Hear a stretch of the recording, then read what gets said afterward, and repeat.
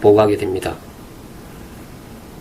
그런데 주류의학은 제임스 린드의 이 임상실험의 결과를 받아들이지 않습니다. 1746년과 1747년에 영국에서는 괴혈병이 창궐했습니다. 이것이 제임스 린드가 1747년 괴혈병 임상실험을 하게 되는 계기가 되는데, 제임스 린드는 이 임상실험을 보고하고 그 보고서를 1753년에 발간합니다. 주류의학은 이러한 제임스 린드의 괴혈병 보고서마저 묵살합니다. 이러한 주류의학의 독마가 낳은 폐해를 한번 살펴봅시다. 영국 해군은 그 당시 막강한 군사력을 보유한 무적 함대였습니다. 1780년에 영국 해군의 사상자를 한번 살펴봅시다. 함대에 승선한 영국 해군이 총 12,000명이었습니다. 이 중에서 사망자가 1,600명이 나왔는데, 이 중에서 전쟁으로 인한 전사자는 60명밖에 없었습니다. 나머지 1,540명이 괴혈병으로 세상을 떠나게 되는데,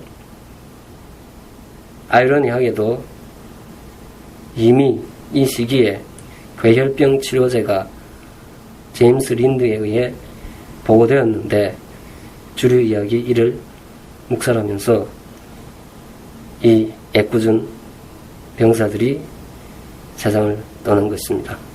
전쟁 한번 하지 않고 이 많은 병사들이 목숨을 잃었습니다. 그리고 1781년 영국 함대 의무감인 길버트 블레인이 이런 말을 합니다. 괴혈병은 채소와 과일, 그 중에서도 특히 레몬이나 라임으로 예외 없이 예방하거나 완치될 수 있을 것이다. 길버트 블레인은 영국 웨일즈 왕성가의 주치의였습니다. 그러니까 주류의학을 움직일 수 있는 위치에 있는 사람이었습니다. 이 길버트 블레인이 제임스 린드의 임상실험 결과를 보고 이것을 공식 제기하면서 영국이 귀를 기울이게 됩니다. 그래서 1795년 영국 해군에 레몬주스가 보급되게 됩니다. 1747년에 제임스 린드가 임상실험으로 괴혈병 치유를 보여준 지 반세기가 지난 후에 비로소 이 제임스 린드의 결과가 정론으로 받아들여집니다. 이때는 제임스 린드가 이미 세상을 떠난 지 2년 후였습니다. 그러니까 반세기에 걸쳐서 주류의학은 그 도그마로부터 헤어나지 못하고 그 임상실험을 해서 그 치료법을 보여준 사람이 세상을 떠날 때까지도 받아들이지 않다가 이제 주류의학을 좌지우지하는 사람의 한마디에 그 내용을 다시 살펴보고 받아들이게 됩니다. 반세기 동안 괴혈병 치료약을 두고도 치료할 수 없는 난치병이 되는 아이러니를 낳았습니다.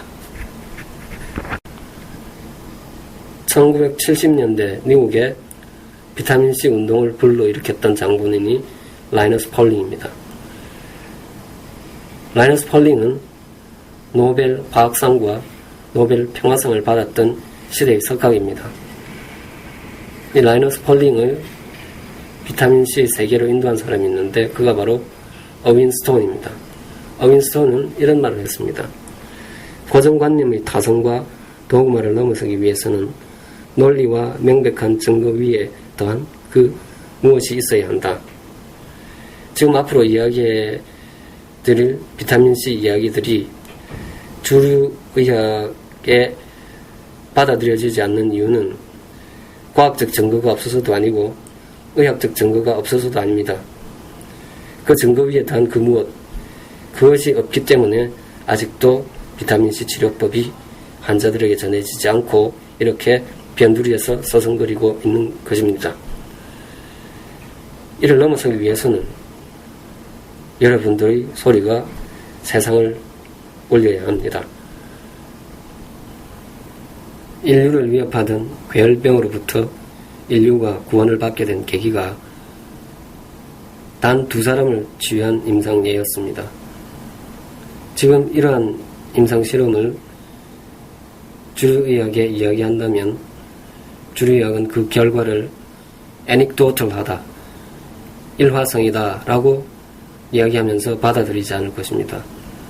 주류의학이 요구하는 임상실험의 전제 조건 중에 random selection, 환자를 무작위로 추출한다거나 double blind, 치료하는 의사나 치료받는 환자가 그것이 치료약인지 가짜약인지 알지 못하게 하는 그러한 이중맹금법을 시행하지 않았기 때문에 주류의학의 조건을 충족시키지 못합니다. 그래서 이 임상 결과는 받아들여지지 않을 것이 불을 보듯 훤합니다. 예전에도 오렌지와 레몬이 괴혈병 치료제라는 사실이 받아들여지는데 50년이 걸렸습니다. 비타민C 항암의 비밀에 적힌 비타민C가 항암제라는 이야기는 이미 반세기 이전부터 줄기차게 제기되어져 왔던 이야기들입니다. 사진의 왼쪽에서 두 번째가 라이너스 폴링입니다. 그리고 그 오른쪽이 어윈 스톤입니다. 이 사람들이 비타민C가 항암제라는 사실을 이야기한 지도 벌써 40여 년이 넘었습니다. 우리가 얼마나 많은 세월을 더 기다려야 주류의학이 비타민C 치료법을 환자들에게 전할지는 우리가 알 길이 없습니다. 우리가 최선을 다해서 우리가 알고 있는 것들을 의학을 배우는 후학들에게 전하고 여러 사람들에게 알리는 것이 최선의 방법이 될 것입니다. 비타민C 치료법을 공부해 나가면서 제가 제일 먼저 했던 일들은 도서관으로 가서 비타민C 치료법 자료들을 찾아 나서는 것이었습니다. 지금의 의학 서적이나 의학 교과서에 이러한 비타민C 치료법이 소개되고 있지 않기 때문에 반세기 전에 그 의학들로 제가 돌아가서 그 치료법들을 살폈습니다. 그러던 중에 1949년에 한 의사가 소아마비가 유행하던 시절에 비타민C 치료법을 이용해서 소아마비에 빠져들어가고 있는 환자들을 구해내었다는 사실을 접하게 되었습니다.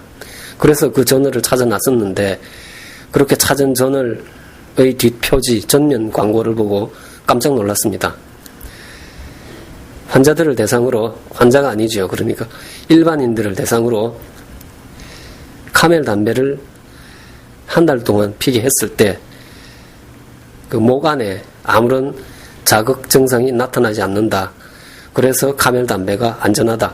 이러한 취지로 의학 임상 실험이 소개되고 있었는데 그 결과를 토대로 많은 의사들이 카멜 담배를 핀다.